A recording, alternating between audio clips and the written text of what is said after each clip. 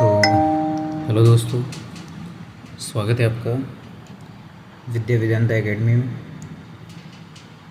विद्या Vedanta institute academy. तो हिंदी व्याकरण हमने बहुत टाइम से नहीं पढ़ी है और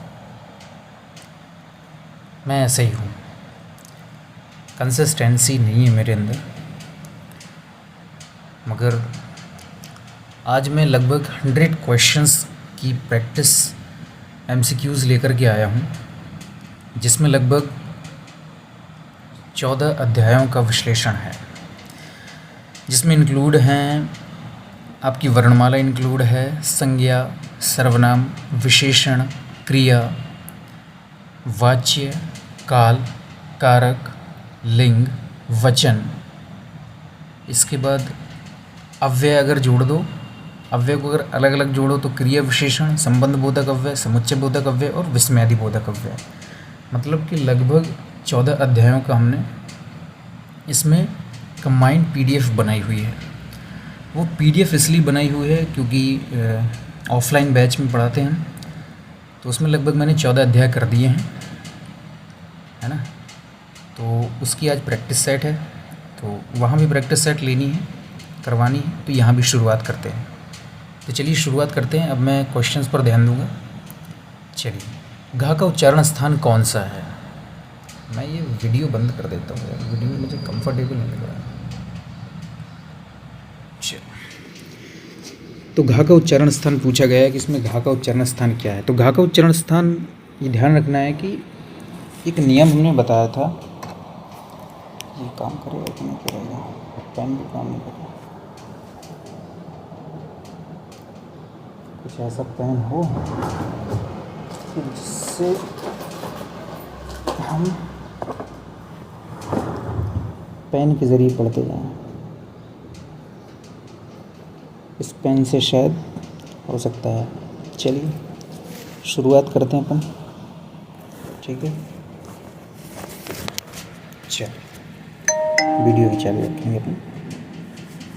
तो डेटा बंद कर देता हूँ यार, पता नहीं किसका मैसेज आ जाए, है ना। चलिए, तो घा का उच्चारण स्थान कौन सा होता है? तो एक नियम हमने पढ़ाया था कि आ को है विसर्ग नाम कंठ्य, आ को है विसर्ग नाम कंठ्य, आ को है विसर्ग नाम कंठ्य, है ना। तो और का, खा, गा, घा, तो यहाँ पर हमने कंठ पढ़ा था, है ना। तो ये का वर्ग में आता है, ये जो घा वर्ण होता है वो का वर्ग का होता है ना। का, खा, गा, घा वर्ण होता है, तो ये इसका उच्चारण स्थान क्या होगा? कंठ होगा। तो ऑप्शन नंबर बी होगा, ठीक है। और इसके बाद पढ़ा था हमने इचु यशानम तालव्य, है ना। छोटी बड़ी ई, चा वर्ग के सभी वर्ण, है ना, या होता है, और शा, ये तालव्य में आते हैं। ऋटु रशनाम मूर्धन्य, ऋषि, है ना, और टा वर्ग के सभी वर्ण, और ये वाला विरा, और ये पा वाला सा, ये आपके ऋटु रशनाम मूर्धन्य में आते हैं। और लतु नसा नाम दंतव्य, मतलब कि ला और ता वर्ग के सभी वर्ण ये दंतव्य में आते हैं। चलिए, ठीक, तो ये कंप्लीट हो गया अपना। चलिए आगे चलते हैं। दूसरे क्वेश्चन नंबर दूसरा लिखा हुआ है, बुढ़ापा शब्द में कौन सी संज्ञा है? तो बुढ़ापा शब्द में कौन सी संज्ञा है? इसको मिटाने के लिए बड़ी मेहनत करनी पड़ेगी। चलिए, तो लिखेंगे कम, हम ज़्यादा लिखेंगे तो फिर मिटाने में समय लगेगा। चलिए, ओरली समझते चलना है, ओरली समझाने की कोशिश करेंगे हम ज़्यादा से ज़्यादा।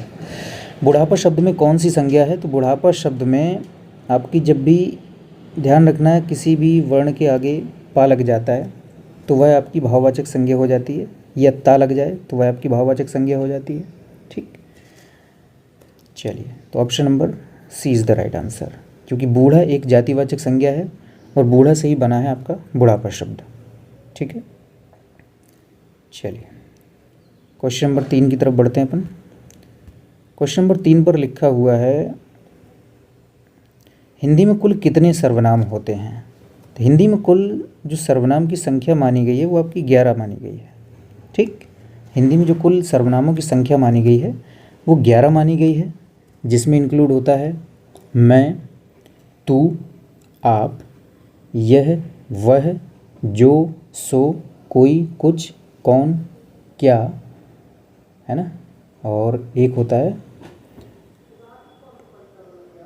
मैं 11 होते हैं, हालांकि एक में कोई मिस कर रहा हूँ, उसको छोड़ देते हैं, उस पर दिमाग नहीं लगाएंगे, क्योंकि हमने जो कक्षाएं हैं हमने उनमें सब में इस विषय पर चर्चा करी हुई है। नहीं करी है तो हो सकता है ऑनलाइन नहीं करी है, लेकिन ऑफलाइन तो करी है।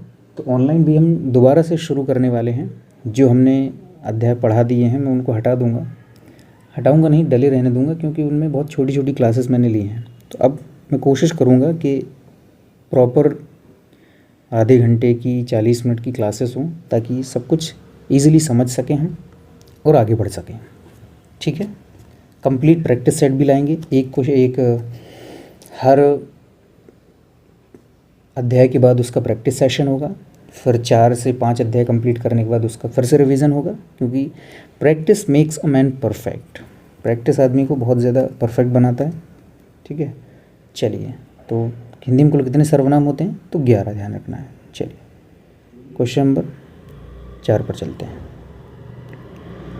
कवि शब्द का स्त्रीलिंग रूप क्या होता है? तो कवि शब्द की स्त्रीलिंग की जब भी बात की जाएगी तो ये ध्यान रखना है कि इसमें ये कभी कभी वर्तनी में भी पूछा जाता है।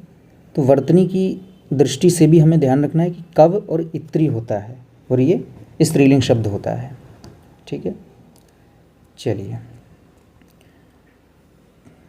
क्वेश्चन नंबर 5 को देखें। आंसू का बहुवचन क्या होगा? देखो, आंसू का बहुवचन ये ध्यान रखना है कि कुछ शब्द ऐसे होते हैं, जैसे आंसू हुआ, जैसे हस्ताक्षर है ना, जैसे हस्ताक्षर हैं, जैसे प्राण हैं, है ना। ये क्या है? ये हमेशा बहुवचन होते हैं, ये सदैव बहुवचन में इनकी गिनती होती है। तो ये ध्यान रखना है कि इनको अलग से बहुवचन में कन्वर्ट नहीं किया जा सकता है। ठीक। तो ऑप्शन नंबर ए का इसमें हालांकि लिखा नहीं गया है, तो हमें ध्यान रखना है कि ये इसका यही सही होगा। ठीक है। और बाकी ये सब गलत ही हैं, कोई भी सही नहीं है। ठीक। क्योंकि ये तो वर्तनी की दृष्टि से भी गलत है। गलत क्यों है? उसका रीज़न ये है क्योंकि कहीं भी इनमें चांद बिंदी नहीं लगी हुई है। और ये ध्यान रखना है कि आंसू में चांद बिंदी आवश्यक होती, बिना चांद बिंदी के वो अशुद्ध माना जाएगा, वर्तनी की दृष्टि से भी वो फिर गलत हो जाता है। ये ध्यान रखना है। चलो लाइट आ गई यार, बड़ी गर्मी है। चलो आगे बढ़ते हैं। हे राम रक्षा करो वाक्य में कौन सा कारक है? हे राम रक्षा करो, इसमें कारक पूछ रहा है। तो जब भी हम किसी, जैसे हम कह रहे हैं राम से, हम तो राम को हम संबोधन कर रहे हैं, है ना, राम को पुकार रहे हैं कि भगवान हमारी रक्षा करो, तो ये ऑप्शन नंबर सी होता है कि हे राम मेरी रक्षा करो, ये संबोधन कारक हो जाएगा। ठीक है। चलिए क्वेश्चन नंबर 7 की तरफ बढ़ते हैं अपन। क्वेश्चन नंबर 7 पर लिखा हुआ है राम सो रहा है, वाक्य में कौन सी क्रिया है? क्रिया पूछ रहा है। देखो, राम सो रहा है, सोना, ये ध्यान रखना कि जो सोना है ना, और उड़ना है ना, बैठना है ना, तो ये सब क्या है? ये आपकी अकर्मक क्रियाएं होती हैं। सकर्मक क्रियाएं वे होती हैं जिनके साथ कर्म आता है आपका, जैसे खाना है, पीना है ना, लेना है, देना है, तो ये सब आपकी सकर्मक क्रियाएं होती हैं। द्विकर्मक क्रियाएं आपकी वो होती हैं जो सकर्मक क्रियाएं होती हैं जिस वाक्य में 2 कर्म आ जाते हैं। मतलब कि कर्ता एक पर कार्य कर रहा होता है और एक के लिए कार्य कर रहा होता है। जैसे कि राम सीता के लिए खाना बना रहा है, तो राम खाने के ऊपर काम कर रहा है। किसके लिए काम कर रहा है? तो सीता के लिए काम कर रहा है। मैंने कर्म को पहचानने के 3 तरीके बताए थे कि कर्म को जब भी पहचानना होगा। एक तो कर्म 2 प्रकार के होते हैं, एक तो मुख्य कर्म होता है और एक गौण कर्म होता है। ये ध्यान रखना है। 2 प्रकार के कर्म होते हैं। ये होता है जो आपका नॉन लिविंग थिंग होती है, ये निर्जीव होता है, ठीक। ये ध्यान रखना, ये निर्जीव होता है। और ये गौण कर्म होता है, ये सजीव होता है, ठीक। कम से कम लिखेंगे, ज़्यादा से ज़्यादा समझना है। 2 प्रकार के कर्म होते हैं, एक मुख्य कर्म होता है, एक निर्जीव कर्म होता है, गौण कर्म होता है। तो जब द्विकर्मक क्रिया होगी तो उसमें मुख्य कर्म भी होगा गौणकर्म भी होगा, ध्यान रखना है। चलिए आगे बढ़ते हैं अपन क्वेश्चन नंबर 8 की तरफ। इसका हमें कोई दूसरा सोल्यूशन निकालना पड़ेगा ताकि एक बार में ही पूरा इरेज हो जाए, फटाफट आगे बढ़ते चले जाएं यार, परेशानी की बात ही ख़त्म। बताओ ज़रा वाच्य के कितने भेद होते हैं? तो बहुत ही सही क्वेश्चन है भाई। वाच्य के हमने पढ़े हैं 3 भेद, कर्तृवाच्य, कर्मवाच्य और भाववाच्य, केवल 3 भेद होते हैं, ये ध्यान रखना है। चलिए बढ़ेंगे क्वेश्चन नंबर 9 की तरफ। क्वेश्चन नंबर 9 में लिखा है अव्यय के कितने भेद होते हैं भाई? बताओ ज़रा अव्यय के कितने भेद होते हैं? तो ये ध्यान रखना है, मैं अपना चश्मा लगाऊंगा। Okay great. तो बताओ ज़रा अव्यय के कितने भेद होते हैं? तो अव्यय के भेद की जब भी बात करेगा तो अव्यय के भेद हमने कितने पढ़े हैं भाई? अव्यय के भेद हमने पढ़े हैं 4, है ना। जो अव्यय के जो मूल भेद होते हैं वो होते हैं 4, और कुल भेद के विषय में बात करेगा तो फिर हम उसमें निपात को भी जोड़ देते हैं, तो फिर हो जाते हैं 5। ठीक है, 4 कौन कौन से होते हैं? एक क्रिया विशेषण होता है, एक समुच्चय बोधक अव्यय होता है, एक विस्मयादि बोधक अव्यय होता है और एक संबंध बोधक अव्यय होता है। उसमें 5वां निपात को भी हम ऐड कर देते हैं। तो option number B is the right answer. ठीक है, चलिए हम क्वेश्चन नंबर 10 की तरफ बढ़ रहे हैं।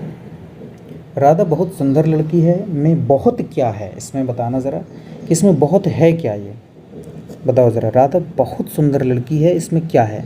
देखो जब भी ये संज्ञा शब्द है आपका, हमने ये बता रखा है कि जब भी हमें विशेषण को पहचानना होगा तो बस संज्ञा उसके बाद में संज्ञा शब्द रख दो। किसी भी विशेषण शब्द को अगर पहचानना है तो उसके जस्ट बाद में संज्ञा शब्द रख दो। अगर संज्ञा शब्द फिट हो गया दैट इज़ एडजेक्टिव कॉल्ड विशेषण, और अगर नहीं हो रहा तो फिर वो भाववाचक संज्ञा होगी या फिर कोई अन्य शब्द हो सकता है। तो हमने बताया था ये लड़की संज्ञा है, उसके आगे सुंदर किसकी ये विशेषता बताई जा रही लड़की की, तो ये हमारा विशेषण हो गया। और ये इसमें जो विशेषण की भी विशेषता बताता है, हिंदी में उसको प्रविशेषण कहते हैं और अंग्रेज़ी में उसको एडवर्ब के ही नाम से जानते हैं। तो ये जो बहुत शब्द है ये हमारा प्रविशेषण है, जिसको हम कहते हैं प्रो विशेषण। समझने के लिए कह सकते हैं भाई प्रो है ये तो यार, तो मतलब सुंदर तो है लेकिन बहुत ज़्यादा सुंदर है भाई। वो खिलाड़ी तो है लेकिन बहुत अच्छा खिलाड़ी है, वो प्रो प्लेयर है ना। इसको ऐसे याद रख लेना, प्रो प्लेयर मतलब प्रविशेषण। चलिए अगले क्वेश्चन पर बढ़ते हैं, क्वेश्चन नंबर 11 की तरफ बढ़ते हैं। क्वेश्चन नंबर 11 पर लिखा हुआ है निम्न में से ओष्ठ्य ध्वनि कौन सी है? बताओ ज़रा भाई। ओष्ठ्य ध्वनि वही हो जाएगी जिसमें हमारे ओंठ आपस में टकरा रहे होंगे। बताओ ज़रा, ला से क्या आपस में ओंठ टकरा रहे हैं? नहीं टकरा रहे हैं। सा से ओंठ टकरा रहे हैं? नहीं टकरा रहे हैं। रा में नहीं टकरा रहे हैं। तो पा, फा, बा, भा, मा इसमें टकरा रहे हैं। तो option number D is the right answer, ये ध्यान रखना है। ठीक है, ला आपका वत्सर्य वर्ण होता है, रा आपका प्रकंपित या लुंठित वर्ण होता है। ठीक है, ये लुंठित वर्ण होता है आपका रा, ठीक, और प्रकंपित भी होता है। ला आपका वत्सर्य वर्ण होता है, ठीक है। सा आपका दंत्य वर्ण होता है, ये ध्यान रखना है। ठीक, लिखने पर मत जाना, बहुत बढ़िया पेन से लिख रहे हैं। ठीक है, चलो क्वेश्चन नंबर 12 की तरफ चलते हैं अपन। क्वेश्चन नंबर 12 पर लिखा हुआ गंगा शब्द में कौन सी संज्ञा है? तो गंगा शब्द एक किसी व्यक्ति विशेष का नाम है ना, किसी नदी का नाम है या किसी लड़की का नाम है, तो व्यक्तिवाचक संज्ञा हो जाती है ना। इसमें इतना कोई लोड लेने की ज़रूरत ही नहीं है। 13 वाले पर चलते हैं, सर्वनाम के कितने भेद होते हैं? तो सर्वनाम के भाई हमने भेदों के विषय में पढ़ रखा है कि सर्वनाम के भाई कितने भेद होते हैं। तो सर्वनाम के हमने 6 भेदों के विषय में पढ़ रखा है। 6 भेद कौन कौन से हैं भाई? सबसे पहला पुरुषवाचक सर्वनाम, दूसरा निश्चयवाचक सर्वनाम, तीसरा अनिश्चयवाचक सर्वनाम, चौथा संबंधवाचक सर्वनाम, पांचवा प्रश्नवाचक सर्वनाम और छठवां निजवाचक सर्वनाम। तो सर्वनाम के कुल 6 भेद होते हैं। ठीक है, चलो क्वेश्चन नंबर 14 की तरफ बढ़ेंगे। निम्न में से कौन सा शब्द स्त्रीलिंग है? यार बहुत सही क्वेश्चन पूछ रहा है भाई, कौन सा शब्द स्त्रीलिंग है? तो उत्साह, उसे देख करके मुझे बड़ा उत्साह होता है, ये तो पुल्लिंग हुआ। उसने चक्रव्यूह रचा, ये भी पुल्लिंग हुआ। मैंने संकल्प लिया, ये भी संकल्प ली नहीं, संकल्प लिया। उसको मृत्यु आ गई, तो ये शब्द आपका स्त्रीलिंग हो जाता है। ठीक, option number C is the right answer. चलो क्वेश्चन नंबर 15 पर चलते हैं। चिड़िया शब्द का बहुवचन रूप क्या होगा भाई? चिड़िया तो ऑलरेडी बहुवचन में ही लिखी हुई है भाई, इससे ज़्यादा बहुवचन नहीं बनाया जा सकता है। चिड़िया में अगर ये चांद बिंदी हटा दोगे तो सिंगुलर हो जाएगा या एक वचन हो जाएगा, ऊपर चांद बिंदी लग जाएगी तो फिर वो बहुवचन हो जाएगा। तो कोई भी ऑप्शन सही नहीं है, ठीक है। प्रिंटिंग मिस्टेक हो जाती है, उस पर लोड नहीं लेना है अपन को, बस कॉन्सेप्ट पर सही समझ पकड़ रखनी है, कॉन्सेप्ट क्लियर रखने हैं, दैट्स इट, और कुछ भी दिमाग नहीं लगाना है। चलो अगले क्वेश्चन पर चलते हैं 16 पर, कि पेड़ से पत्ता गिरा वाक्य में कौन सा कारक है। भाई देखो, कारक के विषय में अपन ने पढ़ा था कि भाई कारक कितने होते हैं, कारक होते हैं अपने 8, कारक अपने 8 होते हैं। 8 कौन कौन से होते हैं भाई, एक तो कर्ता होता है, कर्ता ने कर्म को करण से संप्रदान के लिए, को के लिए, अपादान से अलग होने के अर्थ में, संबंध काके की, नाने नी, रारे री, और संबोधन हे ओ अरे, और अधिकरण में पे पर, ठीक, ये ध्यान रखना है भाई। अधिकरण में भी हमने 2 तरीके बताए थे, अधिकरण के होते हैं, एक कालाधिकरण होता है और एक स्थानाधिकरण होता है। स्थान के विषय में बताएगा तो वो स्थानाधिकरण कहलाएगा, अधिकरण का ही भेद है। विषय समय के विषय में बताएगा तो फिर वो कालाधिकरण कहलाएगा, जो समय के विषय में बताता है ना। जैसे वह 2 कालाधिकरण के लिए अधिकरण में पेपर, वह 2 दिन में घर आया, अधिकरण में पेपर 2 दिन में, कितने दिन में घर आया, तो वही 2 दिनों में घर आया। तो ये समय के विषय में बता रहा है। वह छत पर बैठा है, कहाँ पर बैठा है भाई, छत पर बैठा है, तो स्थानाधिकरण हो गया, है ना। समय बताएगा तो कालाधिकरण हो जाएगा। तो पेड़ से पत्ता गिरा जब अलग होने के अर्थ में आ रहा है ना, कि भाई पेड़ से पत्ता गिरा तो वो अलग हो गया वहाँ से, तो यहाँ पर हमारा हो जाता है अपादान कारक, ये ध्यान रखना है। कर्म कारक की विभक्ति होती है को, संप्रदान की होती है को के लिए। संप्रदान कारक में हम पढ़ते समझते चलेंगे भाई एक एक चीज़। संप्रदान कारक में जो चीज़ हम एक बार देने के बाद फिर वापस ना लें, जैसे दान है, जैसे भिक्षा है ना, जैसे कोई गिफ्ट है, कोई उपहार है, ये हम देने के बाद फिर दोबारा वापस नहीं लेते हैं भाई साहब, तो उसको हम क्या कहेंगे, उसको हम संप्रदान कारक कहते हैं। तो उस क्वेश्चन नंबर 16 का क्या है भाई, अपना option number B is the right answer. चलिए क्वेश्चन नंबर 17 की तरफ बढ़ेंगे अपन अब। चलिए, मोहन ने पत्र लिखवाया, इस वाक्य में लिखवाया कौन सी क्रिया है भाई साहब। देखो एक बात ध्यान रखनी, हमने क्या बताया था कि जब भी मोहन ने पत्र लिखवाया, है ना, लिखवाया, इसमें वाया आ रहा है।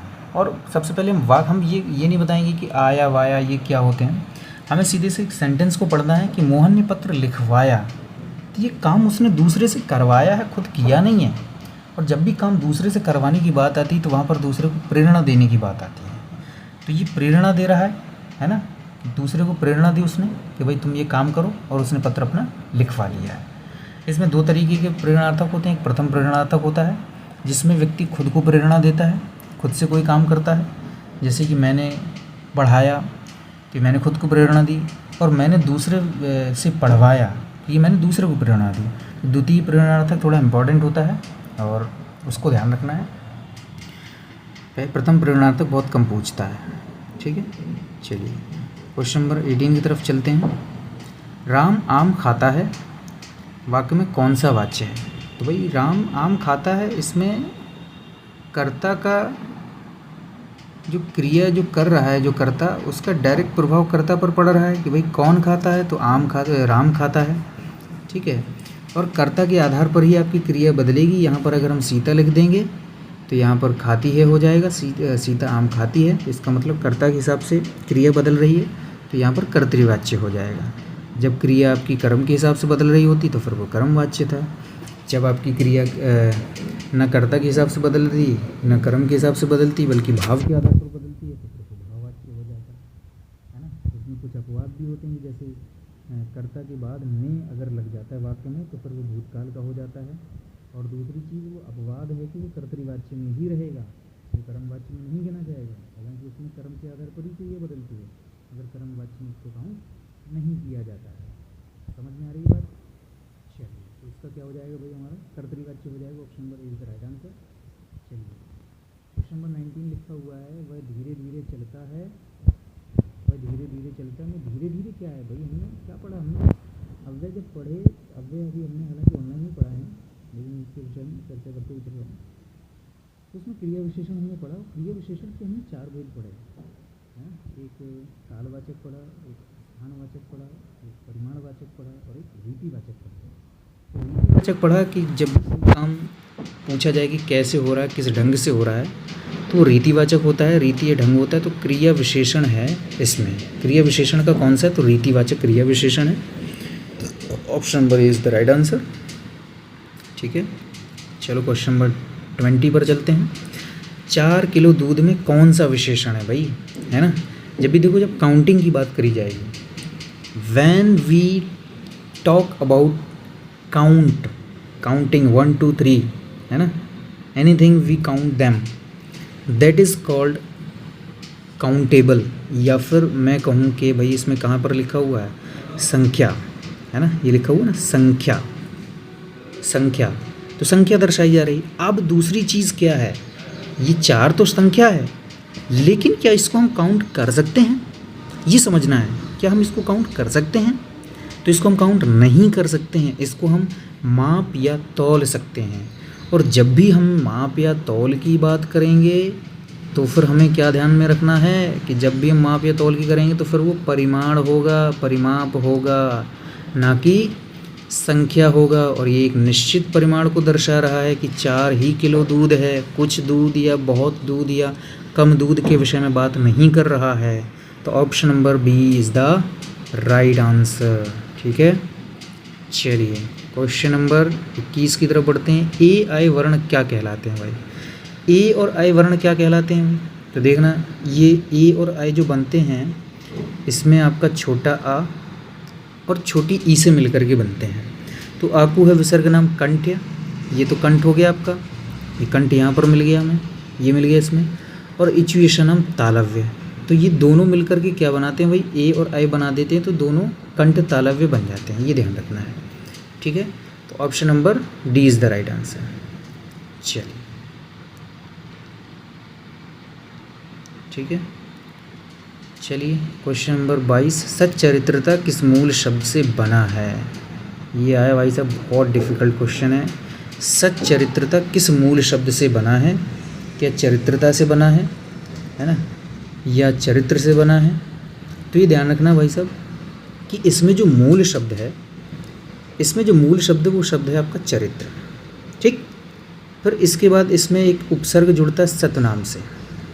ठीक, तो संधि होती है, जो व्यंजन संधि होती है, उसमें जब ता चा से मिलता है तो ये ता अपने चा में परिवर्तित हो जाता है, तो ये सच्चरित्र हो जाता है। और इसमें जो एक उपसर्ग और प्रत्यय हम पढ़ते हैं, तो एक प्रत्यय मिलता है ता, तो ये क्या बन जाते हैं? सत प्लस चरित्र प्लस ता, तो सच्चरित्रता बन जाता है। ठीक, और ये संज्ञा पूछा जाएगा तो ये फिर इसकी भाववाचक संज्ञा हो जाएगी, ये ध्यान रखना है। जब भी ता लग जाता है तो वो भाववाचक संज्ञा हो जाती है। ठीक है, चलिए, तो इसका option number B is the right answer. Concept clear करते हुए चलना है भाई, है ना। चलो, मैं और हम कौन सा सर्वनाम है? यार इतना आसान सवाल पूछेगा तो कैसे हमें एक्साइटमेंट कैसे होगी हमें समझने की। मैं और हमें, यार हमें पता है कि ये पुरुषवाचक सर्वनाम होते, तो भाई ये निजवाचक तो गलत ही है ना, या तो उत्तम। अब ये ध्यान रखना भाई, मध्यम और अन्य में तो आपके आते हैं यह है, वह है, ये वे, है ना। मध्यम पुरुष में तू या फिर तुम आता है, उत्तम पुरुष में मैं या फिर हम आता है। तो option number A is the right answer. चलो, ठीक है, और इसके विषय में क्या थोड़ा बहुत, जैसे हम अन्य पुरुष में और निश्चयवाचक सर्वनाम में हमें कन्फ्यूज़न होती है, तो उसको मैं थोड़ा सा यहाँ क्लियर कर देता हूँ कि जब भी अन्य पुरुष में जो भी होगा, जैसे अन्य पुरुष में वह लिखा हुआ है, तो वह खाना खा रहा है, तो हमें प्रश्न करना है कि भाई कौन खाना खा रहा है? भाई कौन खाना खा रहा है? तो पता चलेगा कि वह खाना खा रहा है। और जब जैसे बोला जाए कि वह मेरा भाई है, कौन सा भाई, कौन सा भाई है तुम्हारा, कौन सा? तो वह भाई है। तो जो निश्चयवाचक सर्वनाम होते हैं वो संकेतवाचक सर्वनाम भी कहलाते हैं, ये ध्यान रखना है। वो संकेतवाचक सर्वनाम भी कहलाते हैं और संकेत करते हैं, तो फिर वो संकेतवाचक को पहचानने के लिए हम कौन सा से प्रश्न करते हैं, और अन्य पुरुष को पहचानने के लिए हम कौन से प्रश्न करते हैं, तो दोनों क्लियर हो जाते हैं। ठीक, ऐसे ही पढ़ते चलेंगे तो हमारा जो रिवीजन है ना, वो बहुत ही शानदार तरीके से हो जाएगा। ठीक है, क्वेश्चन नंबर 24 लिखा हुआ है भाई, इस सुंदर शब्द का स्त्रीलिंग क्या होगा? बताओ ज़रा, सुंदर शब्द का स्त्रीलिंग क्या होता है? स्त्रीलिंग, देखो सुंदर जो शब्द लिखा हुआ है, एक चीज़ समझना, सुंदर स्त्री बोल दूंगा मैं, है ना, सुंदर हालांकि पुरुष तो सुंदर होते नहीं हैं, है ना, पुरुष तो सुंदर होते नहीं हैं, सुंदर तो स्त्री ही होती हैं। तो यहाँ पर ना तो सौंदर्य होगा, ये सौंदर्य का तो कोई सवाल ही नहीं है, सुंदरी भी नहीं होगा। अगर डायरेक्ट सुंदरी बोल दिया जाएगा तो भाई वो फिर एक संज्ञा शब्द बन जाएगा, किसी विशेष का नाम रख दिया है कि भाई वो तो सुंदरी है ना, बहुत ज़्यादा सुंदर है उसको। सौंदर्यता ये एक भाववाचक संज्ञा है ना। सुंदरीकरण ये किसी चीज़ को परिवर्तित करना, तो ये है नहीं। तो ये ध्यान रखना, सुंदर शब्द खुद में ही स्त्रीलिंग है और खुद में ही पुल्लिंग है, ठीक। अगर बहुत ज़्यादा फोर्स लगा करके पूछा जाएगा तो भाई हम सुंदरी बना देंगे, दैट्स इट, ज़्यादा कुछ दिमाग नहीं लगाना है। हालांकि ऐसा पूछेगा नहीं कि सुंदर शब्द का स्त्रीलिंग क्या है, पूछेगा तो हमें ऑप्शन नंबर सी को सही कर देना, ठीक है। चलो क्वेश्चन नंबर 25 पर चलते हैं। हिंदी में वचन कितने प्रकार के होते हैं भाई? तो हिंदी में कितने प्रकार के वचन होते हैं? हिंदी में हमने पढ़ा 2 प्रकार के वचन होते हैं, है ना, एक वचन और बहुवचन। और संस्कृत में आपके एक वचन भी होता है, द्विवचन भी होता है और बहुवचन भी होता है। सिंगुलर और प्लूरल द्विवचन होते हैं। Option number B is the right answer, ठीक। क्वेश्चन नंबर 26 लिखा हुआ है, को और के लिए किस कारक के चिन्ह है भाई? कर्ता ने कर्म को करण से संप्रदान, को के लिए तो संप्रदान। Option number B is the right answer, ठीक है। 27 क्रिया के मूल रूप को क्या कहते हैं? इतना कहते हैं, ये बात ध्यान रखनी है। पद किसको कहते हैं? जब भी शब्द के साथ में कोई विभक्ति या परसर्ग लग जाए, जैसे राम ने, ये आपका पद हो गया, ठीक है। तो पद क्या होते हैं? जब भी किसी शब्द के साथ विभक्ति लग जाती है तो पद कहलाता है। और शब्द जानते हैं हम, वर्णों के सार्थक मेल से शब्द बन जाते हैं। रूप किसी चीज़ का, भाई रूप एक संज्ञा शब्द है, उसका भाव है, ठीक है। तो क्रिया के मूल रूप को हम धातु कहते हैं। चल, मुझसे चला नहीं जाता है, वाक्य में कौन सा वाच्य पूछ रहा है इसमें भाई? वाच्य 3 ही होते हैं, कर्तृवाच्य, कर्मवाच्य और भाववाच्य, ठीक। कर्तृवाच्य में कर्ता काम करता है, कर्ता के ऊपर पूरा प्रभाव पड़ता है, कर्ता के आधार पर क्रिया बदलती है आपकी। कर्मवाच्य में कर्म के आधार पर क्रिया बदलेगी, ना कि कर्ता के आधार पर। भाववाच्य में भाव के आधार पर क्रिया बदलेगी। और दूसरी चीज़, भाववाच्य में क्रिया आपकी आकर्मक होनी चाहिए, अगर क्रिया साकर्मक है तो फिर वो कर्मवाच्य है। तो भाववाच्य में जैसे मुझसे चला नहीं जाता, अब ये चलना अपने आप में वैसे भी एक आकर्मक क्रिया है। और किससे नहीं चला जाता भाई? मुझसे नहीं चला जाता है, तो ये मेरा भाव है, मुझसे चला नहीं जाता है, तो ये आपकी भाववाच्य हो जाएगी, ठीक।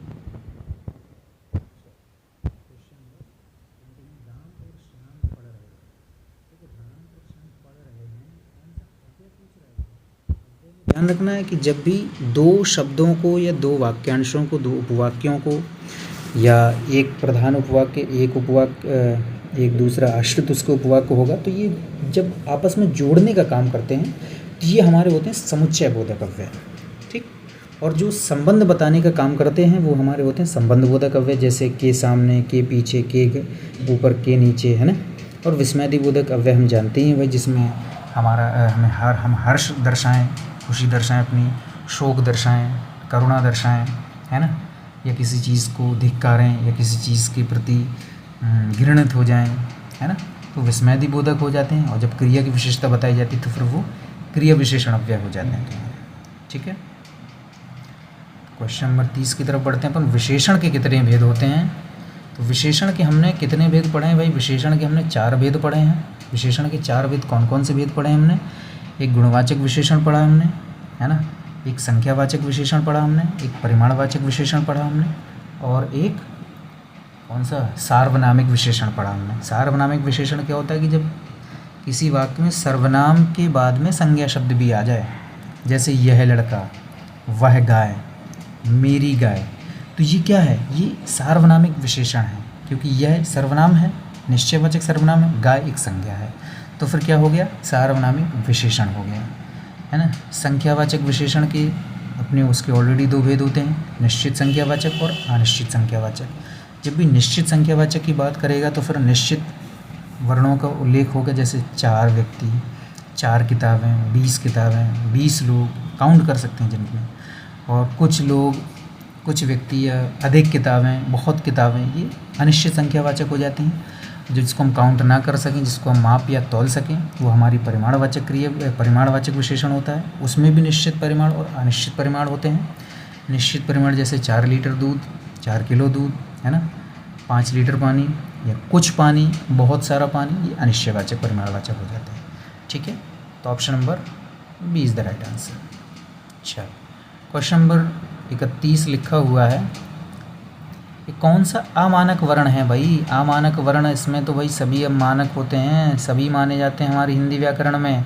माने कौन से नहीं जाते भाई? @ ये वर्ण नहीं है, डॉलर ये वर्ण नहीं है, ये ध्यान रखना है, एंड ये वर्ण नहीं है ना, ये अमानक वर्ण है, ध्यान रखना है। हालांकि ये कोई पूछने वाली चीज़ नहीं, लेकिन समझने वाली बात है कि हमें जानकारी कितनी अच्छी हो रही है कि भाई हम किसी भी चीज़ के विषय में हम जान पा रहे हैं, गहनता से उसके विषय में अध्ययन कर पा रहे हैं, ये बहुत बड़ी बात है। ठीक, और यही होना चाहिए। चलिए, क्वेश्चन नंबर, हम इसमें 50 क्वेश्चन कर लेंगे, 50 क्वेश्चन हम अगली क्लास में कर लेंगे, तो दोनों रिवीजन हो जाएंगे। चलो, 32 नंबर पर लिखा हुआ, निम्न में से कौन सा शब्द जातिवाचक संज्ञा नहीं है? पूछ रहा जातिवाचक संज्ञा कौन सा नहीं है भाई? ये ध्यान रखना कि हमें इसको ज़रूर पढ़ना है, इसकी ये टाइटल को ज़रूर पढ़ना है, क्वेश्चन को ज़रूर पढ़ना है कि जातिवाचक संज्ञा नहीं है, पूछ रहा है कि जातिवाचक संज्ञा कौन सी नहीं है। तो भाई जवान ये क्या है भाई आपकी? ये एक भाववाचक संज्ञा है। सुंदर ये आपका विशेषण है। मनुष्य ये आपकी जातिवाचक संज्ञा है। बालक ये भी आपकी जातिवाचक संज्ञा है। तो कौन सी नहीं है भाई? जवान सुंदर नहीं है भाई, सुंदर आपका एक विशेषण है। जवान, जवानी, हाँ माफ़ करिएगा, अगर यहाँ पर जवानी हो जाता फिर वो भाववाचक संज्ञा थी। ठीक, जवान सेना के जवान जो होते हैं उसके विषय में बात हो रही है, तो यहाँ पर ये जातिवाचक संज्ञा हो जाएगी। ठीक, अगर जवानी की बात किया जाएगा तो फिर वो क्या हो जाएगा? वो फिर भाववाचक संज्ञा हो जाएगी। हालांकि जवान शब्द जो है विशेषण में भी जोड़ा जाता है कि जवान व्यक्ति है ना, कैसा व्यक्ति? तो जवान व्यक्ति, तो विशेषण भी हो जाता है। बालक और मनुष्य आपकी जातिवाचक संज्ञा, सुंदर आपका विशेषण है, सीधा सीधा पता चल रहा है। तो इसमें 32 का ए ही हम लगाएंगे। देखो ऐसे क्वेश्चन, ये तो हमने AI से जनरेट किया है ये PPT, तो AI भाई गलती कर देता है, कोई दिक्कत नहीं है इसमें। हालांकि एग्ज़ाम पैटर्न पर ऐसे सवाल नहीं होंगे, तो उससे बेफिक्र रहना आपको। ठीक है, बढ़ते हैं क्वेश्चन नंबर 33 की तरफ। यह और वह किस सर्वनाम के उदाहरण है भाई? तो यह और वह आपके निश्चयवाचक सर्वनाम के उदाहरण है। संबंधवाचक कि जो या सो, है ना, जो बोएगा सो पाएगा, है ना, जैसा करोगे तो वैसा भरोगे, है ना, यहाँ आओगे तो हम वहाँ, जहाँ जाओगे वहाँ पाओगे। निजवाचक में अपने आप, स्वयं, खुद। ठीक, तो option number B is the right answer. Question number 34 की तरफ बढ़ते हैं। तो क्वेश्चन नंबर 34 पर लिखा हो, निम्न में से पुल्लिंग शब्द कौन सा है भाई? पुल्लिंग पूछ रहा है यार। दया आ गई स्त्रीलिंग शब्द है, प्रार्थना की स्त्रीलिंग शब्द है, वायु चल रही है भाई स्त्रीलिंग शब्द है, तो बुढ़ापा, उसको बुढ़ापा आ गया, तो ये पुल्लिंग शब्द हो गया। तो option number D is the right answer. ठीक है, क्वेश्चन नंबर 35 पर लिखा हो, निम्न में से कौन सा शब्द सदैव बहुवचन में प्रयुक्त होता है भैया? सदैव बहुवचन में कौन प्रयुक्त होता है? प्राण, हस्ताक्षर, आंसू, ये सदैव बहुवचन होते हैं, है ना। सदैव एक वचन कौन से होते हैं भाई? दया, है ना, और आग, है ना, और भीड़ और जनता, ये सब सदैव एक वचन में होते हैं। ठीक है, चलिए क्वेश्चन नंबर 36 का लिखा हुआ है, राम ने रावण को बाण से मारा। इसमें बाण से कौन सा कारक है भाई? जब भी हम साधन की बात करते हैं तो करण कारक का इस्तेमाल करते हैं। कर्ता ने कर्म को करण से, कर्ता ने कर्म को करण से मारा भाई, कर्ता ने कर्म को करण से मारा, है ना, करण से मारा, ये ध्यान रखना है। ठीक, चलो तो कौन सा कर्ण कारक हो जाएगा? क्वेश्चन नंबर 37 लिखा हुआ, वह खाकर सो गया। वाक्य में खाकर कौन सी क्रिया भाई? उसने एक क्रिया पूरी करी और दूसरी क्रिया पर पहुंच गया, तो उसने क्या किया भाई? एक क्रिया करी पूर्व में और दूसरी क्रिया पर चला गया, तो ये पूर्वकालिक क्रिया हो गई। किसी को प्रेरणा दे करके काम करवा रहा होता है तो फिर वो प्रेरणार्थक क्रिया थी। सहायक क्रिया क्या होती है भाई? हमारी किसी भी क्रिया की, मुख्य क्रिया की सहायता के लिए आने वाली क्रिया को हम सहायक क्रिया कहते हैं। द्विकर्मक क्रिया क्या होती है भाई? जिस क्रिया के साथ दो कर्म आते हैं वो द्विकर्मक क्रिया होती है। सिंपल सा कॉन्सेप्ट है भाई। ठीक है, चलिए क्वेश्चन नंबर 38 में लिखा हुआ है पुस्तक पढ़ी जाती है वाक्य में कौन सा वाच्य भाई भाई देख पढ़ी जाती है, पुस्तक पर कार्य किया जाता है। जब पुस्तक पर कार्य किया जाएगा तो फिर वो कर्म वाच्य होगा ना भाई। यहाँ पर पुस्तक पढ़ी जाती है, अगर यहाँ पर अखबार लिख दिया जाए, अखबार पढ़ा जाता है तो अखबार के आधार पर क्रिया बदल जाएगी, इसका मतलब कर्म के आधार पर क्रिया परिवर्तित हो रही है तो कर्म वाच्य हो जाएगा। ठीक है, चलो। वाह क्या सुंदर दृश्य है, मैं वाह क्या है भाई, वाह विस्मयादिबोधक अव्यय है, सीधा सीधा दिख रहा है, हमें सोचना है ही नहीं बिल्कुल भी। ठीक है, निपात क्या होते हैं, भी, लगभग, ही, ये सब आपके निपात होते हैं। काश, क्या, जी हाँ, ये सब आपके क्या हैं, ये निपात होते हैं। निपात के लगभग 9 भेद होते हैं, ध्यान लगभग के होते ही हैं। संबंध बोधक के अर्थ के आधार पर 13 भेद होते हैं, ये ध्यान रखना है। क्रिया विशेषण के 4 भेद होते हैं। विस्मयादि बोधक को भी लगभग, और विस्मयादि बोधक को ऐसे 8 या 9 टाइप में बांटा जाता है, लेकिन इसका पूछता नहीं है। ये पूछता है कि वाह ये क्या सुंदर दृश्य है, ये क्या दर्शा रहा है, कौन से भाव को दर्शा रहा है। तो ये हमें हर्ष को दर्शा रहा है कि हमें खुशी हो रही है किसी दृश्य को देख करके। ठीक है, अच्छा, तो option number A is the right answer. अगला लिखा हुआ है भाई, यह कुत्ता मेरा में यह कौन सा सर्वनाम है। ये ध्यान रखना, मैंने अभी बात करी कि जब भी संज्ञा के पहले सर्वनाम आएगा या सर्वनाम के बाद संज्ञा आएगी तो वो सार्वनामिक विशेषण होता है, इसमें कुछ सोचना नहीं है। Option number C is the right answer. क्ष ध्वनि किसके अंतर्गत आती है भाई साहब, ये संयुक्त वर्ण के अंतर्गत आती है। मूल स्वर क्या होते हैं भैया आपके, मूल स्वर जैसे मैंने लिख दिया का और नीचे हल चिन्ह लगा दी, ये आपका मूल स्वर हो गया। अगर केवल का लिख दिया तो इसका मतलब ये मूल स्वर नहीं है, इसमें छोटा आ की मात्रा है। ठीक, घोष वर्ण क्या होते हैं भाई तुम्हारे, जब भी जो वर्ग होते हैं, पहला वर्ग, दूसरा वर्ग, तीसरा वर्ग, चौथा वर्ग, 5 वर्ग होते हैं, जिसमें एक का वर्ग होता है, एक चा वर्ग होता है, एक टा वर्ग होता है, एक ता वर्ग होता है, एक पा वर्ग होता है। तो उसमें जो अघोष होते हैं पहले और दूसरे वर्ग के अघोष वर्ण होते हैं, तीसरे चौथे पाँचवें के घोष वर्ण होते हैं। तो तीसरा चौथा और पाँचवा ये घोष वर्ण होते हैं, और इनसे हमने पहचानने का तरीका आपको पता नहीं बताया है कि नहीं बताया है। तीसरे और चौथे पाँचवें से आपको या, रा और ला, इस ला के स्ट्रक्चर से हम इस 3 को मैच करेंगे तो हमें ये ध्यान हो जाएगा कि इसमें या, रा, ला, वा भी आते हैं, और जहाँ या, रा, ला, वा जाएंगे वहीं पर आपके क्या चले जाएंगे भाई, सभी स्वर भी चले जाएंगे। और क्योंकि घोष की बात हो रही है, घोष मतलब घोष उत्पन्न होता है, घर्षण उत्पन्न होता है, तो इसमें हा भी आ जाता है। ठीक, ये ध्यान रखना है। और अघोष वर्ण होते हैं आपका पहला और दूसरा होता है, अघोष वर्ण होता है। तो पहले और दूसरे से हम स्ट्रक्चर देख लेते हैं भाई, इस शा, सा, इससे हम स्ट्रक्चर मैच कर लेते हैं, तो इसको हम ध्यान रखते हैं कि भाई ये अघोष वर्ण है, ये अघोष वर्ण है। ठीक है, और ये पा वाला सा, बस इसमें हा अलग हो जाता है। चलिए, तो क्वेश्चन नंबर हम 42 की तरफ बढ़ते हैं। इसको मिटाने में ज़रा थोड़ी सी हमें मेहनत करनी पड़ेगी, क्योंकि लिखेंगे तो फिर उसको मिटाएंगे भी, जो बोएंगे तो फिर वो हम ही को काटना पड़ेगा ना भाई, कोई और थोड़ा ना काटेगा। ध्यान रखना है कि भाई किसी भी सिचुएशन में अगर यदि आज हम खड़े हैं, नहीं किसी भी सिचुएशन पर खड़े हैं, जैसे आज अगर मैं एक शिक्षक की स्थिति पर खड़ा हूँ तो इसका ज़िम्मेदार मैं हूँ। मैंने इस पैशन को, इस प्रोफेशन को चूज़ किया। यदि आज मैं दुखी हूँ तो मैंने उस दुख को चूज़ किया था, या मैंने कोई ऐसी सिचुएशन क्रिएट करी होगी, मैंने मेहनत नहीं करी होगी, इसलिए मेरे पास पैसा नहीं आया, इसलिए मैं आज दुखी खड़ा हूँ। तो किसी भी सिचुएशन में हम होते हैं वो हमारी ही क्रिएट करी हुई सिचुएशन होती है, कोई और उसका ज़िम्मेदार नहीं होता है, ना हो सकता है, ये फैक्ट है, इसको समझ लेना चाहिए। चलो फिर ज्ञान की बातें होती रहेंगी अपनी। क्रोध में कौन सी संज्ञा है भाई, क्रोध में कौन सी संज्ञा है भाई, हमें क्रोध आ गया। अब जब भी क्रोध अगर ऐसे में कन्फ्यूजन हो कि क्रोधी व्यक्ति उसे संज्ञा लग गई, वो विशेषण बन जाएगा। तो क्रोध कौन सी संज्ञा भाई, भाववाचक संज्ञा है, अंदर है क्रोध मेरे, और जब भाव को उत्पन्न किया जाता है तो भाववाचक संज्ञा हो जाती है हमारी।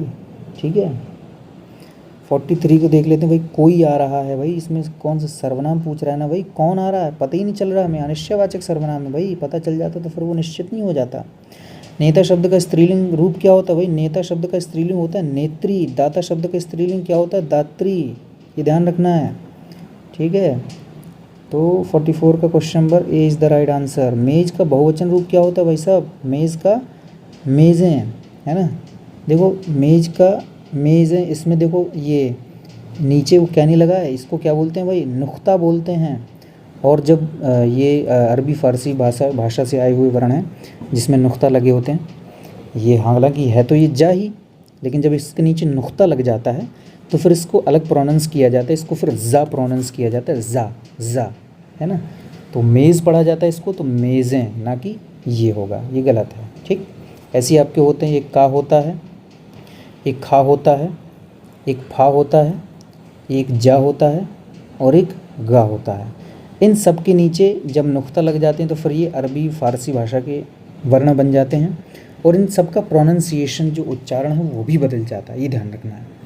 जैसे अभी हम नॉर्मल पढ़ रहे हैं का, खा, गा, जा, फा, और जैसे ही इनके नीचे नुक्ता लग गया, गौर से सुनना, नुक्ता लग जाए, अब ये बदल गया। जैसे अब इसको हम पढ़ेंगे खा, काबिल, है ना, खरगोश, खबर, है ना, गालिब, गालिब, गा गा गा, गालिब पढ़ेंगे, है ना।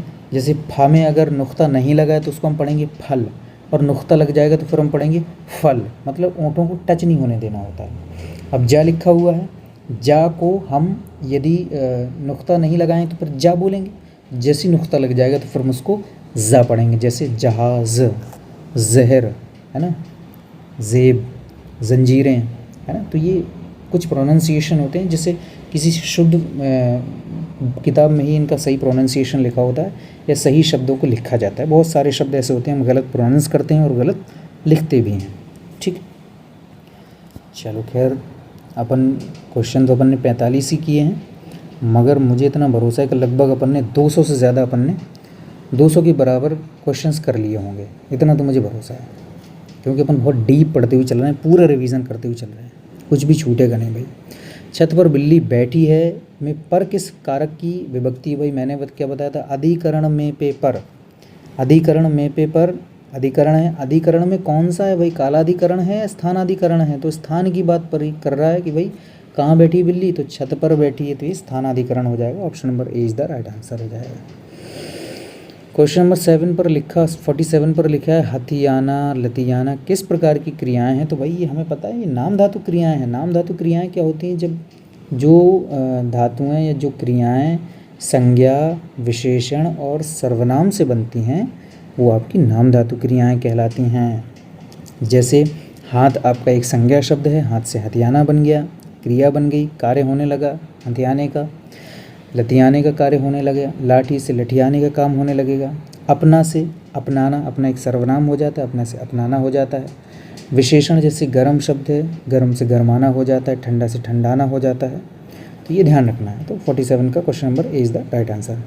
संयुक्त क्रिया क्या होती हैं, जब भी जैसे मैं वह खाना खा चुका है, वह खाना खा चुका है, तो ये चुका है, खा एक क्रिया हो गई, चुका है एक क्रिया हो गई, दो क्रियापद हो गए, तो ये संयुक्त क्रिया हो गई। और संयुक्त वैसे भी हम पढ़ते शुरू से ही पढ़ते चले आ रहे हैं कि संयुक्त जो वर्ण होते हैं वो दो अलग अलग वर्णों के मेल से बनते हैं। प्रेरणात्मक क्रिया आपकी, किसी को प्रेरणा दे करके कोई कार्य करवाया जाता है। यौगिक क्रियाएं भी होती हैं भाई, जिसमें जैसे ये यौगिक क्रियाएं हो जाती हैं आपकी, दो क्रियाएं जिसमें मिल जाती हैं वो यौगिक क्रियाएं हो जाती हैं, ठीक है। चलो तो 48 पर चलते हैं। 48 पर लिखा है भाववाच्य में किसकी प्रधानता होती है, बताओ ज़रा। भाववाच्य में भाई क्रिया और भाव की प्रधानता होती है, ठीक है। कर्तृवाच्य में कर्ता की प्रधानता होती है, कर्मवाच्य में कर्म की प्रधानता होती है। चलो 49 पर क्या लिखा हुआ है, 49 पर लिखा हुआ है जो शब्द संज्ञा या सर्वनाम का संबंध वाक्य अन्य शब्दों से बताते हैं वो संबंध बोधक अव्यय कहलाते हैं। भाई संबंध दर्शाना संबंध बोधक अव्यय का कार्य है ना। दो लोगों को आपस में जोड़ना, दो वाक्यों को आपस में जोड़ना समुच्चय बोधक अव्यय का कार्य है। किसी के व्यक्ति के मनोभावों को प्रकट करना ये विस्मय बोधक का भाव है। किसी वाक्य पर विशेष बल देने का काम निपात का काम है, ठीक है। क्वेश्चन नंबर 50 इस सीरीज़ का आखिरी क्वेश्चन है। जिसकी विशेषता बताई जाती है उसको क्या कहते हैं भाई, जिसकी विशेषता बताई जाती है उसको हम विशेष कहते हैं, है ना, उसको हम संज्ञा कहते हैं, ध्यान रखना है भाई। ये उपमान तो ये सब हमारी अलंकार की उसमें आ गया कि उसको बाद में पढ़ेंगे। जो विशेषण संज्ञा और सर्वनाम की विशेषता बताए तो उसको हम विशेषण कहते हैं, जो विशेषण की भी विशेषता बताए तो उसको हम प्रविशेषण कहते हैं, ठीक है। तो वही बहुत ही ज़बरदस्त तरीके से कोशिश करी अपन ने इसको सब कुछ समझने की। 50 क्वेश्चन में लगभग मुझे पता है कि 150 से 200 क्वेश्चन का अपन का रिवीजन हो गया है। कोशिश करेंगे अगली 50 करने की। मिलते हैं अगली किसी क्लास में, तब तक देखते रहिए, बने रहिए। धन्यवाद। चलो भाई, 50 क्वेश्चंस हमने कर लिए थे। अब हम शुरू करते हैं अपने क्वेश्चन नंबर 51 से शुरुआत करते हैं। ठीक है, ये ऊपर का ये कहीं जाएगा नहीं क्या यार? इसको कहीं भेज दें, तैयार ही नहीं है यार कहीं जाने के लिए भाई। चलो कोई नहीं, अपन को अपनी पढ़ाई में फोकस करना है, दैट्स इट। ज़्यादा ना कुछ सोचना है ना कुछ विचारना है, ख़त्म बात है कि नहीं। चलो क्वेश्चन नंबर 51 लिखा हुआ है। मैं चश्मा लगा लेता हूँ ना, चश्मे में बहुत ज़्यादा कूल लगता हूँ शायद, ऐसा मुझे लगता है। निम्न में से अल्प प्राण वर्ण कौन सा है, पूछा जा रहा है। अल्प प्राण, जब भी अल्प प्राण की बात करेंगे, देखो ये MCQ इस बार ये जो मैंने सीरीज़ लगाई हुई है, ये मैंने AI से बनाई हुई, मैंने पहले ही बताया। तो अशुद्धियाँ गलतियाँ जायज़ हैं, ठीक है, तो उसमें गौर नहीं करना है, अपन को अपने रिवीजन पर गौर करना है। जब भी अल्प प्राण की बात करते हैं तो आपको पता होगा जो अल्प प्राण होते हैं आपके, पहला, तीसरा और पांचवा, ये आपके अल्प प्राण वर्ण होते हैं। पहले पर आता है आपका का, खा, गा, घा, ये कचटतप आता है। फिर इसके बाद खचटतप, ये महाप्राण होता है। फिर इसके बाद आता है गजड़दब, ये आपका अल्प प्राण होता है। फिर इसके बाद आता है घजड़दब, ये महाप्राण होता है। इसके बाद इंगयणनम, ये आपका अल्प प्राण होता है।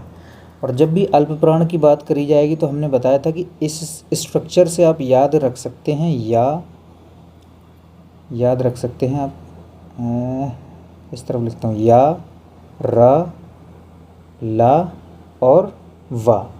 तो ये अंतस्थ व्यंजन है, तो इस स्ट्रक्चर से आप इस स्ट्रक्चर को याद रख सकते हैं। तो ये याद हो जाएंगे आपको अल्प प्राण में। और जहाँ भी यार अलावा जाएंगे वहीं पर क्या जाएंगे, हमारे सभी के सभी स्वर भी चले जाएंगे। तो ये सारे के सारे क्या हो जाएंगे, अल्प प्राण। तो अल्प प्राण की बात करेंगे तो का और गा, ये का पहला है और गा तीसरा है, तो ये अल्प प्राण है। और ये स्वर भी हमारे क्या हैं, अल्प प्राण हैं। तो ये ऑप्शन नंबर A और B दोनों सही है। चल क्वेश्चन नंबर 52 की तरफ हम बढ़ते हैं फटाफट। ठीक, चलिए क्वेश्चन नंबर 52 को देखते हैं। सेना और कक्षा संज्ञा के किस भेद के अंतर्गत आते हैं। सेना और कक्षा जब भी बात करी जाएगी तो ये हमारे समूहवाचक संज्ञा के अंतर्गत आते हैं। ठीक है, किसके अंतर्गत आते हैं, ये हमारे समूहवाचक के अंतर्गत आते हैं, ध्यान रखना ये बात। चलो फिर से वापस आ गए पर, कोई दिक्कत नहीं। तो ऑप्शन नंबर 52 का option number A is the right answer.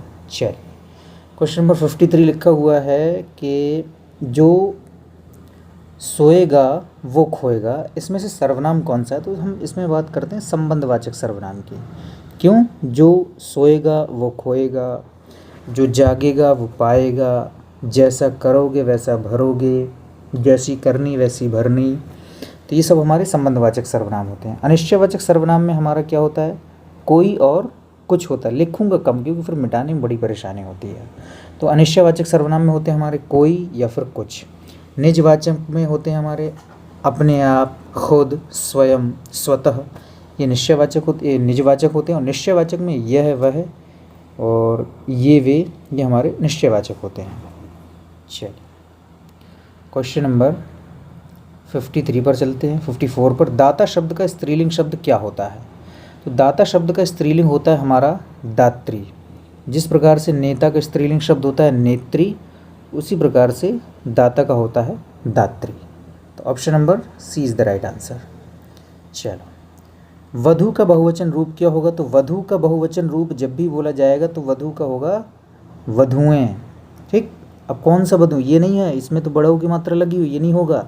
तो ऑप्शन नंबर D होगा। ठीक, क्योंकि बड़ऊ की मात्रा जो हो जाएगी वो छोटा ऊ की मात्रा में कन्वर्ट हो जाएगी।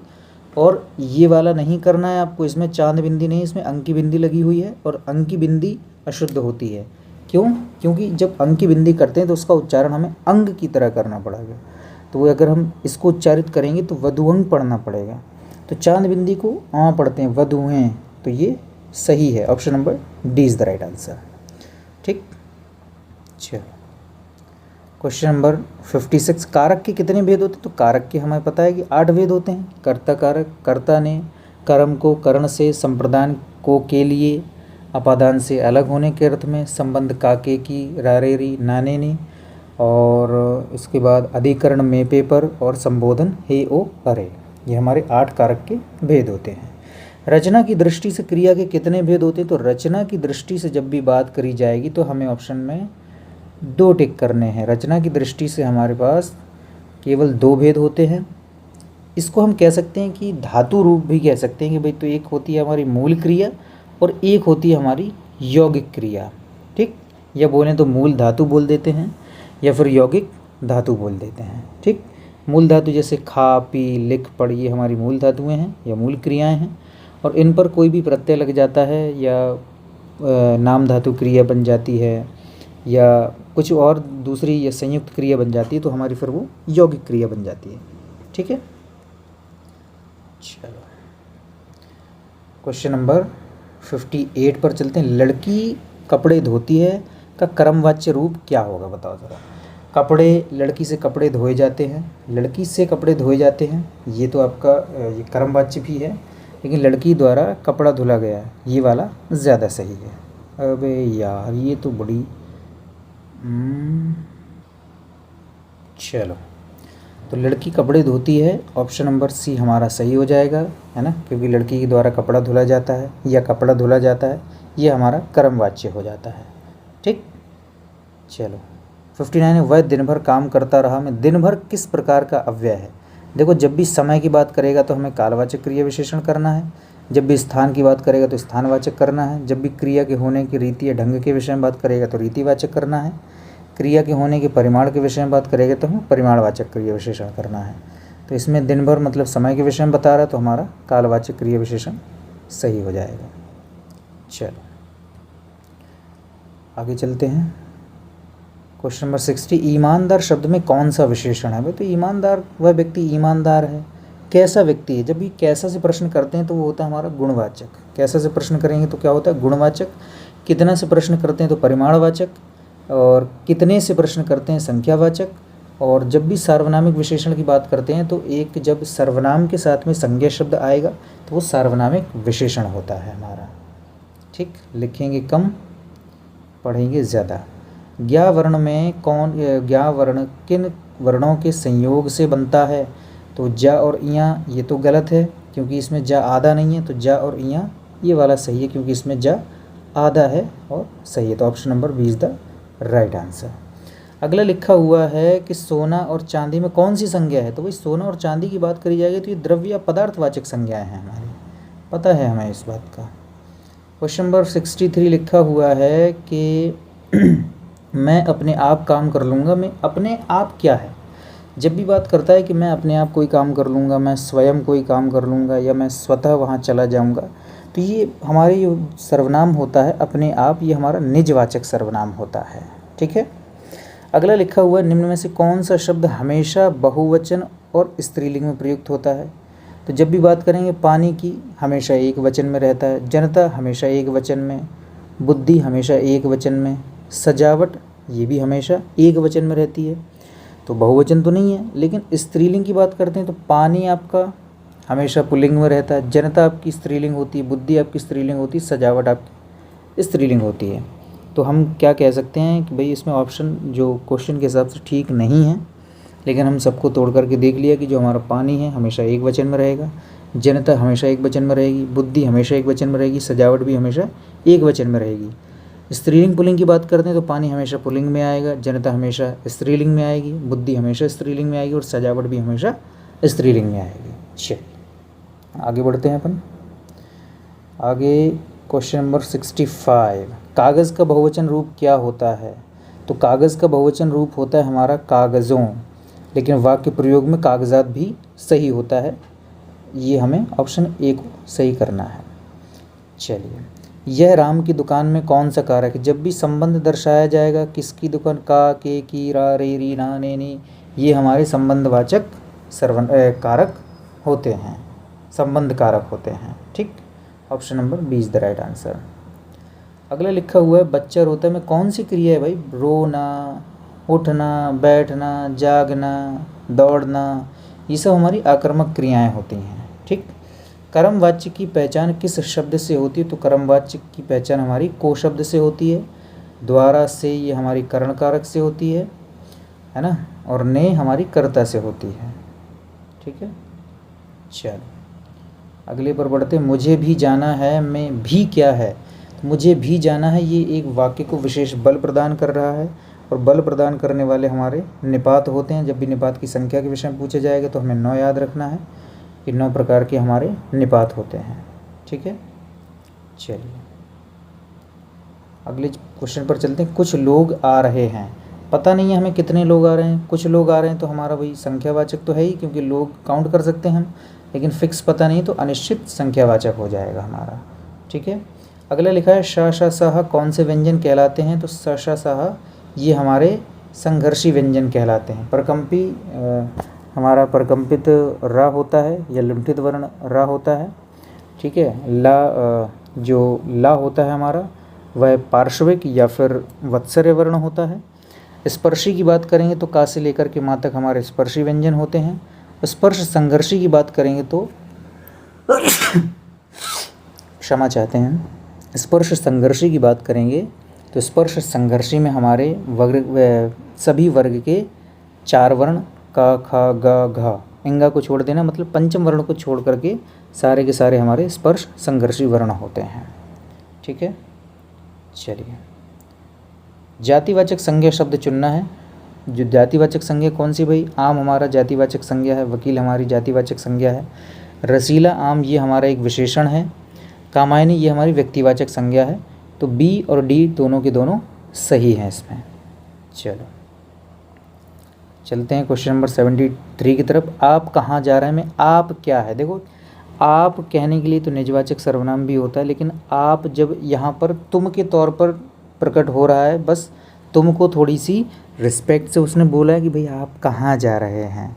भाई ऐसा भी बोल सकता था कि तुम कहाँ जा रहे हो, तो जब तुम बोल देता तो फिर हमें पुरुषवाचक सर्वनाम का मध्यम पुरुष करना होता है। तो आप कहाँ जा रहे हैं तो मध्यम पुरुष वाचक हो जाता है हमारा। ठीक है, यही तो समझने वाली चीज़ें हैं। ऋषि का स्त्रीलिंग क्या होता है भाई? ऋषि का स्त्रीलिंग होता है ऋषिका, ऑप्शन ए।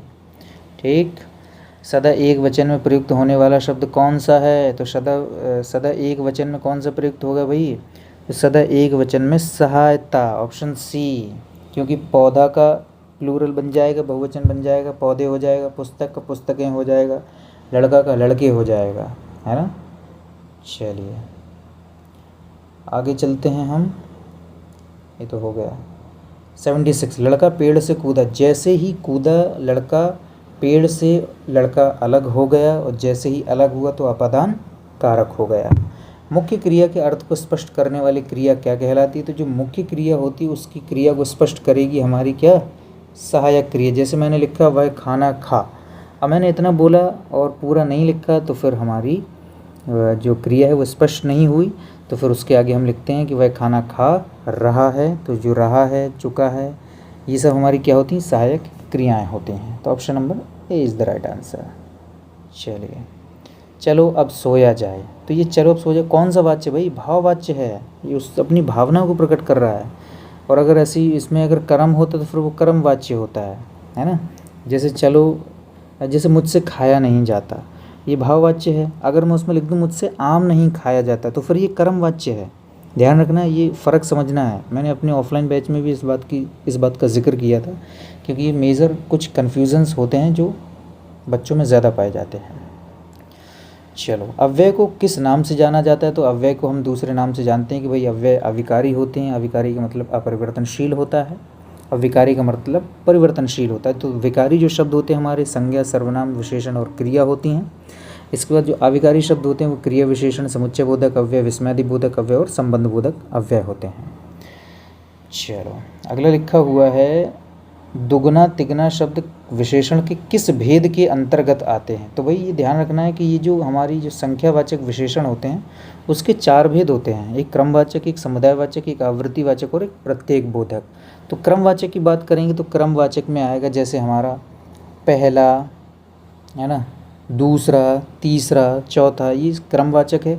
समुदाय की बात करेंगे तो फिर इसमें आएगा जैसे दोनों, तीनों, चारों। आवृत्ति की बात करेगा तो फिर इसमें आएगा भाई 2 गुना, 3 गुना, 4 गुना। प्रत्येक बोधक की बात करेंगे तो जैसे आएगा हर एक, प्रत्येक, ये सब प्रत्येक बोधक के अंतर्गत आते हैं। तो हमारा क्वेश्चन नंबर 80 का क्या है? Option number B is the right answer. सीधा सीधा दिख रहा है हमें कि भाई आवृत्ति मतलब दोहराव की बात कर रहा है, तो जब दुगना हो रहा है तो दोहराव हो रहा है उसमें। ठीक है। हिंदी में मूलतः वर्णों की संख्या कितनी है? भाई देखो इसमें थोड़ा सा डाउट रहेगा, इसको अपन स्टार बना लेंगे भाई, हाईलाइट रखेंगे, क्योंकि मूलतः वर्ण तो आपके 52 होते हैं, लेकिन एक विशिष्ट व्यंजन बोला गया है, जोड़ा गया है, तो शायद 53 भी हो जाएगी। तो इसको अपन किसी अगली क्लास में डिस्कस कर लेंगे, कोई कन्फ्यूज़न नहीं रह जाएगी। ठीक है।